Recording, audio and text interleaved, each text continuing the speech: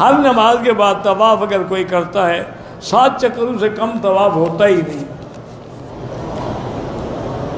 میری نماز میں دھیان نہیں رہتا، جو قرآن کی آیت پڑھی جا رہی ہے اس پہ غور کرو. الحمدللہ رب العالمین الرحمن الرحیم.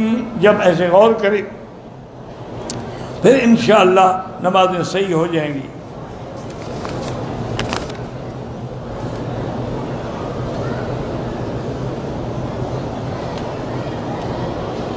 کہتے ہیں کہ ایک عورت نے منت مانی تھی کہ اللہ نے مجھے بیٹا دیا تو میں ساری زندگی 10 محرم کے روزے رکھوں گی.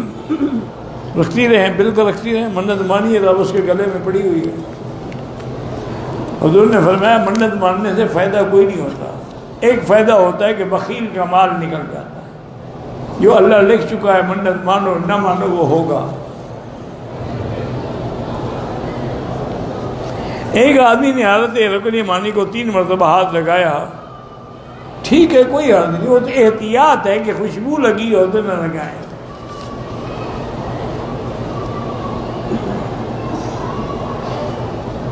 میری بیٹی پر کوئی جن کی حاضری ہوتی ہے تو سورۃ البقرہ ٹیلی فون میں فیڈ کر کے ہیڈ فون لگا کے اس کو سنایا کریں.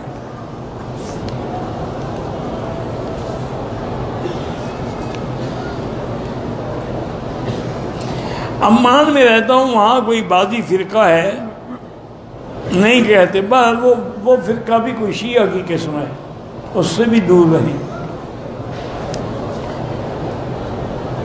میں اپنی جائیداد کو ابھی بیٹوں اور بیٹیوں کے نام نہیں کیا. ابھی مکان کی تعمیر حج بیت اللہ کرنا ہے. تقسیم کر سکتا ہوں؟ ہاں کر سکتے ہیں، لیکن ایسا کرنا تقسیم کر کے باقاعدہ علماء سے فتویٰ لے کے اسٹامپ پہ باقاعدہ اپنی وصیت میراث کی تقسیم کا لکھ کر اپنے پاس رکھو. ان کو قبضہ نہ دے دینا. قبضہ دے دو گے تو انشاءاللہ تم پھر سڑک پہ باقی زندگی گزارو گے. جب مرو گے ان کو اسی کے مطابق مل جائے گی. جن لوگوں نے دیا ہے ان کے ساتھ یہی ہوا ہے. اولاد کو جائیداد مل گئی پھر باپ کی کیا غرض ہے. مسجد نبوی کو بھی حرم کہتے ہیں، حضور نے جو حرم فرمایا. طواف میں بہت سارے لوگوں کی نیت نہیں ہوتی، ایک کے لیے ایک. عمرے کے طواف کے بعد صفا مروہ کرنے سے پہلے استلام، ہاں وہ بھی سنت ہے. میرے 2 بھائی ہیں، اولاد نہیں، علاج بھی کروائیں اور جو قرآن میں دعائیں ہیں رب لا تذرنی فرض پڑھتے رہیں. بچے پیدا ہونے کے بعد کسی دوسرے کو دے دیتے ہیں، اس کی ولدیت تبدیل نہیں ہو سکتی. ولدیت اسی کی رہے گی جس کا بیٹا ہے.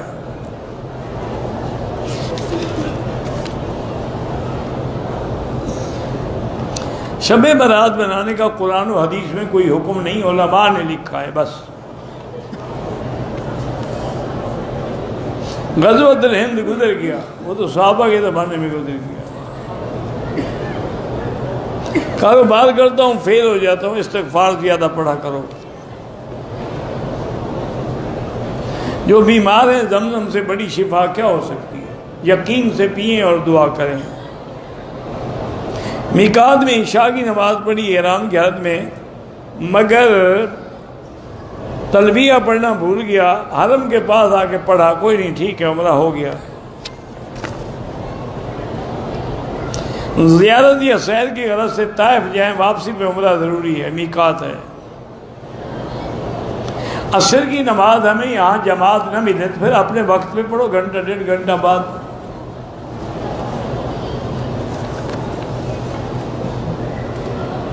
عمرہ ادا کرنے کے بعد میں مدینے جاؤں گا، واپسی جدہ، پھر جدہ سے میری فلائٹ لندن کے لیے ہے. دوبارہ کوئی عمرہ ضروری نہیں، آپ تو سیدھا جدہ جا رہے ہیں، مکہ تو آ ہی نہیں رہے. بیوی مجھ سے علیحدہ ہو گئی ہے، طلاق لینا چاہتی ہیں. میری بیوی سے کوئی رابطہ نہیں ہے، طلاق دینے کا ٹیلی فون پر بتا دو یا لکھ کے بھیج دو.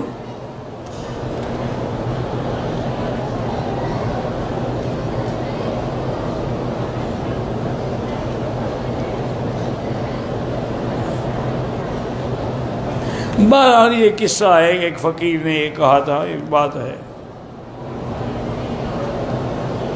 فرض نماز نفلی نماز میں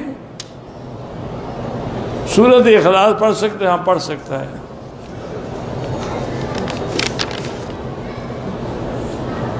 میں کراچی سے عمرے کی ادائیگی کے لیے آئی ہوں۔ ہم مکہ پہنچے، ہوٹل میں پہنچنے کے بعد مجھے حیض ہو گیا، دوا بھی لے رہی تھی۔ اس رات میں عمرے کی ادائیگی کے لیے نہیں گئی۔ دوا لینے کے بعد رات بھر مجھے کوئی حیض نہیں آیا، نہ ہی کوئی نشان۔ اگلے روز میں نے غسل کیا اور صابن تو بنا خوشبو کا استعمال کیا، ساتھ کیوں پتہ نہیں کیا کر لی، ساتھ مجھے لگا کہ میرا احرام کھل گیا۔ پھر اپنے شوہر کے ساتھ مسجد عائشہ جا کر میں نے دوبارہ احرام باندھا، عمرہ ادا کیا کہ مجھ پر کوئی دم واجب ہے؟ بالکل دم واجب ہے۔ آپ مسجد عائشہ کیا کرنے گئی تھی؟ جب نیت کر کے آئی تھی وہی کافی تھی۔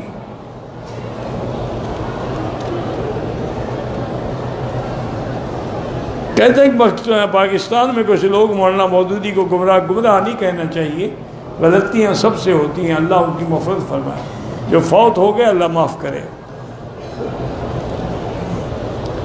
آپ کے درس میں میں بینائی کے لیے دعا کے لیے آئے ہوں، اللہ آپ کی آنکھوں کو روشن فرمائیں۔ بینک کی نوکری کوشش کرو نہ کرو، دوسری مل جائے چھوڑ دو۔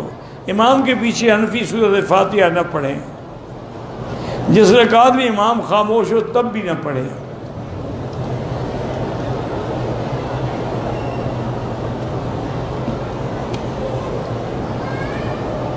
ایک آدمی کا کسی عورت سے ناجائز تعلق تھا، اب اس عورت کا خاوند فوت ہو گیا ہے، تو کیا وہ آدمی اس سے نکاح کر سکتا ہے؟ کیوں نہیں کر سکتا؟ دونوں توبہ کریں اور نکاح کریں۔ طائف جائیں تو احرام باندھنا ہوگا۔ بھئی نماز جنازہ کے لیے حرم میں انہیں ایک جگہ بنا دی ہے، جنازہ گاہ، اس کے آگے باقاعدہ رکاوٹ ہے، کوئی فرق نہیں پڑتا، نمازیں سب کی ہو جاتی ہیں۔ مرد کے لیے انگوٹھی پہننا بالکل جائز ہے، سونے کی نہ ہو۔